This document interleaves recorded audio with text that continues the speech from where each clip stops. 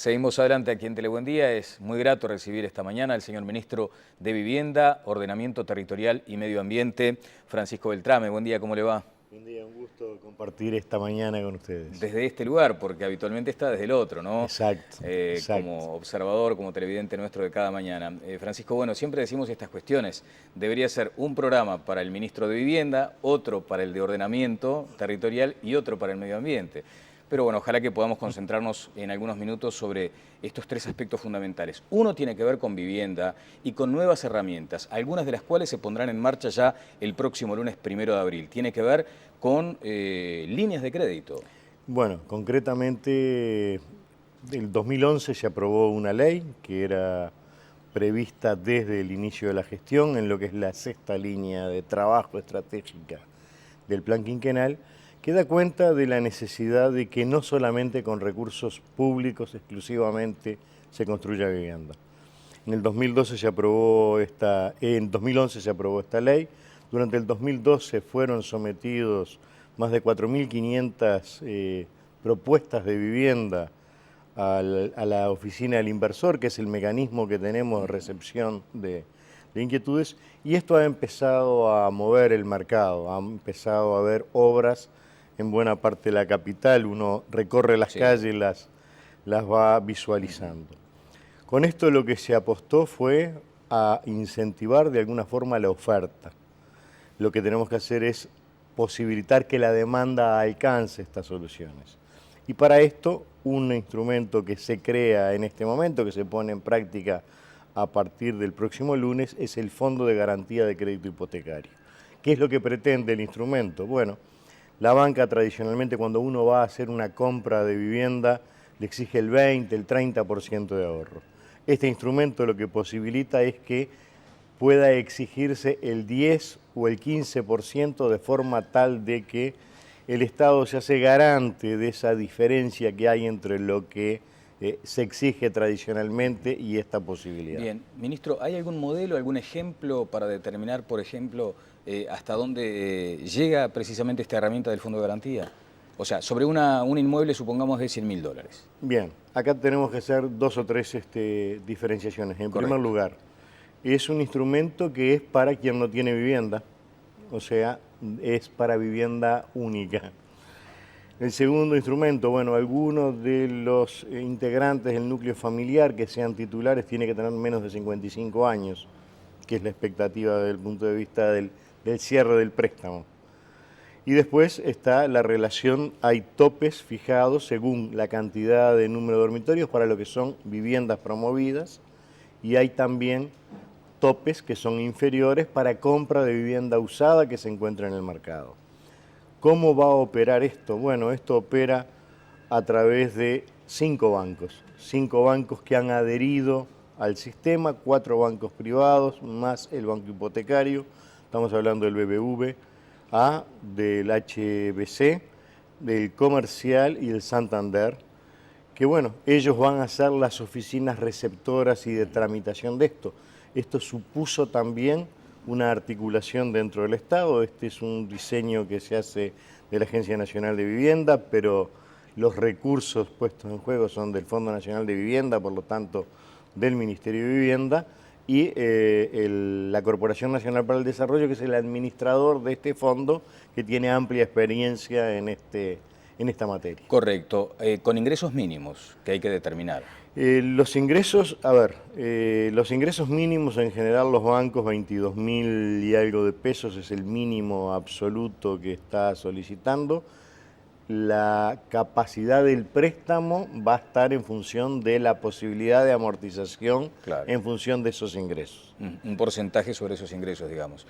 Bueno, ¿qué expectativas tienen en cuanto a presentación de oferentes, de gente que ve una vez más una vía para la casa propia? Bueno, yo creo que acá es una herramienta que se estaba esperando en el mercado. Lo que posibilita esta herramienta básicamente es acceder antes, o sea, en la medida que se accede con menos ahorro.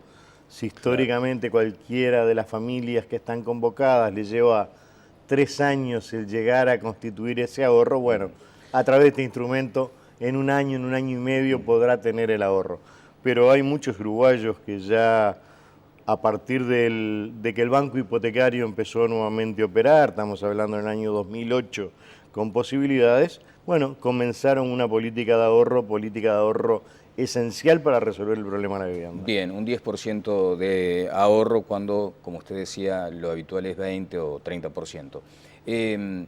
Hay una sensación de que esto va a sincerar el mercado, como suele decirse por parte de los expertos, ¿no? O sea, de pronto también incide sobre el costo de los alquileres, por ejemplo. Seguramente, no al cortísimo plazo, Claro. pero a mediano plazo claramente que sí. Estamos hablando de una ley, como le decía, que se reglamentó en octubre del 2011. 2012 fueron las primeras obras que comenzaron, alguna ya había comenzado y se acogió al régimen. Por lo tanto, en este momento son pocas las viviendas que están finalizadas, que están en el mercado. No recuerdo exactamente el número, pero anda del orden de las 60 y algo de viviendas terminadas, pero hay un avance sustantivo de buena parte de estas obras que, bueno, los procesos constructivos en nuestro país, estamos hablando de 18, 24 meses, van a empezar a dar sus frutos en este segundo semestre y en más. Bien, hay a veces una ansiedad por obtener rápidamente el crédito, la línea que permita acceder a la casa propia. Allí, por ejemplo, se plantea una competencia, inclusive entre los bancos, para saber quién demora menos en el trámite. ¿Hay una estimación aproximadamente de cuánto demandará realizar este trámite? Bueno, yo lo que le puedo informar es lo del banco hipotecario, que creo que anda en los 60 días como máximo, pero lo va sacando en menos. Acá lo importante no es tanto cuán rápido es, sino ver la situación de tasa y el plazo. Son los dos elementos claves porque, bueno, la vivienda es el bien más caro que adquiere cualquier familia y es su forma más directa de ahorro, en definitiva. Bueno, después hay otras, digamos, ideas que está manejando más o menos en la misma línea el Ministerio de Vivienda, pero ya para un poco más avanzado el año, Beltrame. Bueno, como yo le decía, con esta herramienta lo que se pretende es poder sostener la demanda y al poder ahorrar menos para poder acceder al bien, esto claramente que es un beneficio que permite incorporar. Seguramente mucha de la gente que hoy esté alquilando es factible que esté en condiciones de poder acceder y que probablemente ellos estén en este momento alquilando. Por lo tanto, esto va a repercutir necesariamente en el mercado. Bien. Por otro lado, lo que vamos a hacer para el mes de mayo, ya le ofrecimos a los inversores privados que nos ofrezcan parte de las viviendas que han estado construyendo con valores topes que el Ministerio considera los más adecuados, y vamos a hacer un llamado público a ciudadanos que quizás por el monto de su salario no puedan cubrir necesariamente la cuota que resulte de la adquisición de esos bienes. Y por tanto vamos a aplicar la política del subsidio de la cuota, política que venimos aplicando desde el 2008, que permite sostener hasta el 50% del valor de la cuota con respecto a la cuota del servicio de deuda hipotecaria. Bueno, una inmobiliaria pública, digamos. Bueno, sí, la idea es seguir abriendo espacios, nuevas formas de acceso a la vivienda. La vivienda siempre hay dos componentes que sí o sí necesariamente están presentes en todos los países del mundo, que es el aporte propio y el crédito. Nosotros acá con el subsidio a la cuota es un elemento sin duda importante que nos permite dosificar incluso el flujo de inversión del Fondo Nacional de Viviendas, no pasando a ser subsidio directo que permitiría menor cantidad de construcciones simultáneas. Bien, Beltrame, para cerrar este capítulo vinculado a la vivienda, la oposición presentó una iniciativa que pretendía quitar de esa asfixia que muchas veces tiene el deudor del banco hipotecario mediante algunos instrumentos que permitan alivianar el peso de la cuota o sobre todo de la deuda. Allí hay una oposición del Poder Ejecutivo sobre esa idea. ¿Cuál es su postura? Bueno, concretamente, en primer lugar hay que hablar de cuál es el tamaño de esta porción de ciudadanos de que tienen esta situación. ¿Tiene esa información usted? Son menos de 2.000 personas las que están con lo que se llama colgamento 2. Pero lo importante es saber qué es el colgamento 2. El colgamento 2 es una parte de la deuda que no se pagó en su momento y que se difirió su pago. Se refinanció, digamos. No es una A refinanciación. ver, explíqueme. De hecho, usted tenía una cuota de 5.000 pesos. En el año 85, las autoridades del Banco Hipotecario resuelven ese ajuste de la cuota de 5.000 pesos, le correspondía un 122% de incremento ese año, y ese año se resolvió dividir y que no aumentara del 122% en septiembre, sino que se fue progresivamente haciendo. La diferencia de esto se constituyó en lo que es el colgamento 2.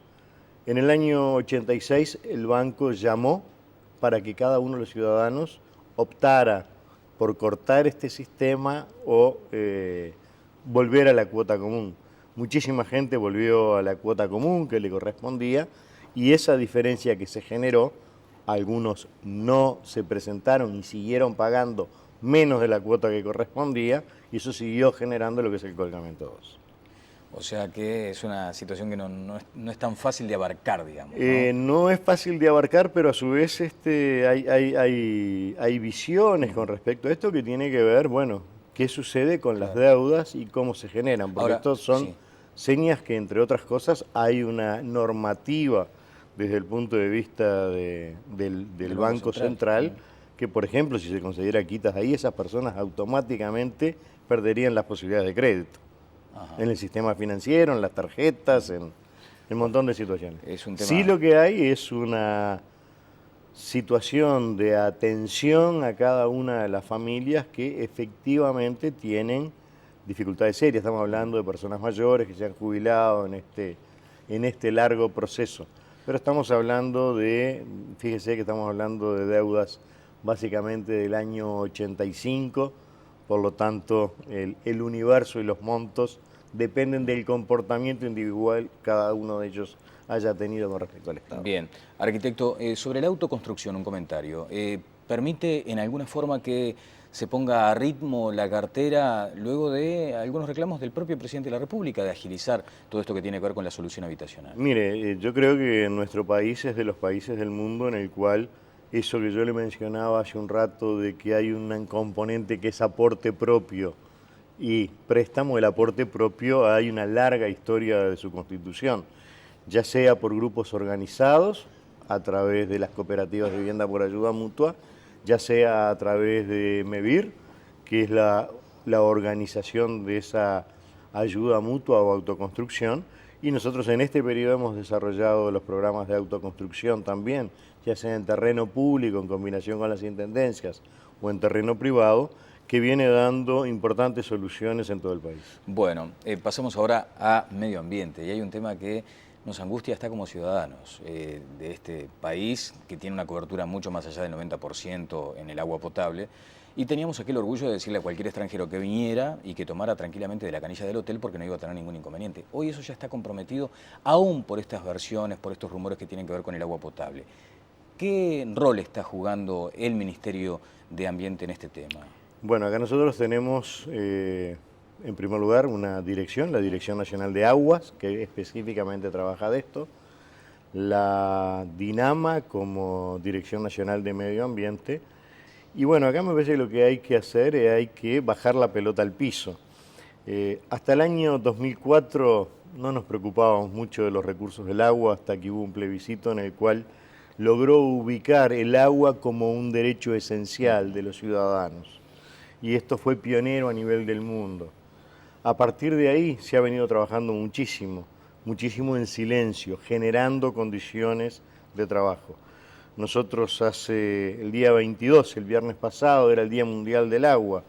Ahí conmemorábamos que hace un año habíamos instaurado una de las comisiones de Cuenca previstas de trabajo. A su vez, este comité regional de Cuenca se hacen comité de Cuenca concretamente y estaba desde el mes de diciembre pasado planteada la necesidad y la disposición de generar el comité de Cuenca del Santa Lucía.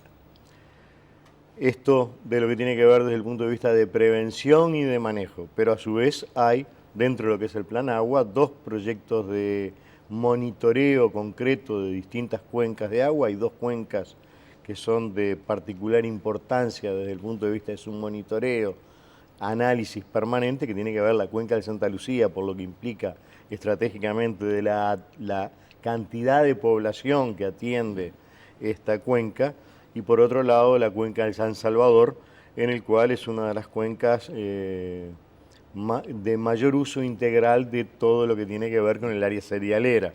Por lo tanto, estos son programas que venimos realizando y trabajando conjuntamente con el Ministerio de Ganadería, Agricultura y Pesca a través de su dirección, la RENARE, más todo lo que hace el sistema OCE, DINAGUA, DINAMA. Correcto. ¿Ustedes entienden que hay entonces una mirada estratégica sobre el uso del recurso agua en compatibilidad con el nuevo sistema productivo, con esta matriz novedosa que incorpora, entre otras cuestiones, el asunto de los agrotóxicos? Hay una mirada estratégica, hay formas de participación, hay análisis. Lo que tenemos que tener el convencimiento pleno es que si no nos involucramos absolutamente todos los ciudadanos en este tema, no tenemos salida. Bien, y hoy está comprometido, por ejemplo, el sector público desde su punto de vista, más allá de las instituciones que usted ha mencionado.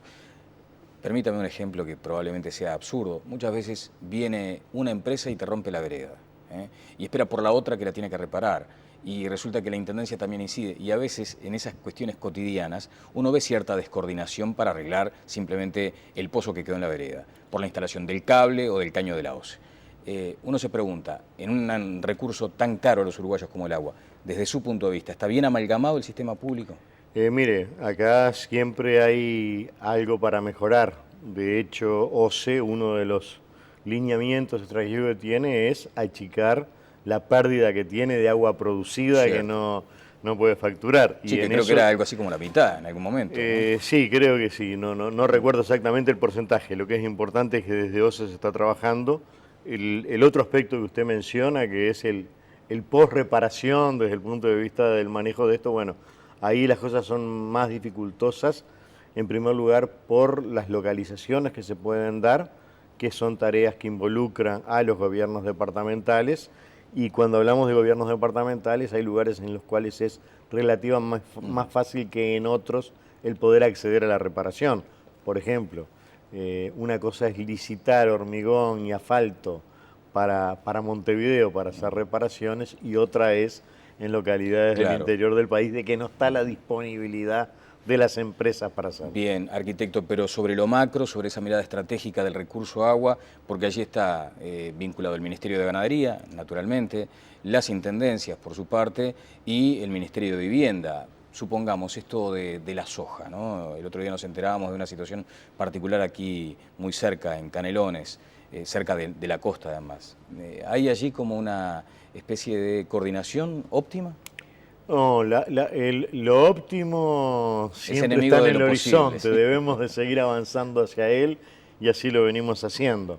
No es, en algunas circunstancias no es fácil porque hay temas que dependen estrictamente de las distintas reparticiones, pero los comportamientos individuales tienen muchísimo que ver. Usted se refería a Lagunas del Cisne. Bueno, esto no es un fenómeno que nace de un día para el otro. Tiene que ver con la acumulación y con el uso que se viene haciendo de las distintas áreas. Hay planes, hay desarrollos para realizar en cada una de las cuencas y en eso estamos trabajando. Hoy ustedes, desde el Ministerio de Ambiente, entienden que está bajo control la situación, por ejemplo, de los agrotóxicos, de las fumigaciones aéreas, por ejemplo. Son todos aspectos a desarrollar. El Ministerio de Ganadería viene haciendo un esfuerzo importante desde el punto de vista de generar los software necesarios para poder tener monitoreado permanentemente lo que tiene que ver con la fumigación aérea, en el cual todos tienen claras cuáles son las reglas. Más las reglas no siempre se cumplen. Lo que debemos de hacer como Estado es fortalecer los niveles de control, no con un fin meramente sancionatorio, sino de preservación de los recursos naturales que tenemos. ¿Nos estamos apartando o estamos concentrados en ese concepto fuerza que tiene Uruguay de país natural? Yo creo que ahí hay distintas situaciones. Creo que los ciudadanos poco a poco van tomando nivel de conciencia de esto. No somos de los países más embromado desde el punto de vista de lo que nos depara o podemos vislumbrar. Pero el equilibrio hacia el frágil. futuro. El equilibrio frágil. Hablando de esta necesidad de equilibrios posibles, lo del puente en Rocha, al final, ¿se ha avanzado en el proyecto? ¿Se ha determinado ya algún plazo de...? Mire, usted está hablando del puente sobre la Laguna Garzón. Garzón. El puente sobre la Laguna Garzón, desde el punto de vista ambiental, ha sido aprobado en la versión que levanta las condicionantes, los problemas que planteaba la primera versión de puente. En primer lugar, se separaron las cabeceras de lo que son las rivieras de la laguna. En segundo lugar, se dispusieron distancias entre apoyos del puente a más de 20 metros frente a 15. No incrementó el número sustantivamente de pilares y por otro lado, la otra consideración, que era la que tenía que ver con la amalgama del puente con el paisaje natural, creemos que ha habido una propuesta que considera todos estos aspectos. ¿Y el cronograma que establece? No, el cronograma no depende del Ministerio de Vivienda, como tampoco dependen los costos. En cualquier emprendimiento que se somete a consideración de la Dirección Nacional de Medio Ambiente, el tema del costo es un problema del proponente. Claro. En este caso, el Ministerio de Transportes y Obras Públicas. Bueno, ustedes le dieron luz verde desde el punto de vista ambiental, eso está claro. Considerando distintas consideraciones que debe de hacer a la hora de su ejecución. Bien. ¿Lo de la playa Ramírez le preocupó en su momento también? Lo de la playa Ramírez preocupó. El otro día leí algunos aspectos que vinculan algunos otros temas, como que habían aparecido cañerías de las cuales no se tenía conocimiento, que son todos elementos que tienen que ver con el pasado, pero que bueno, no siempre manejamos las cosas de la mejor forma.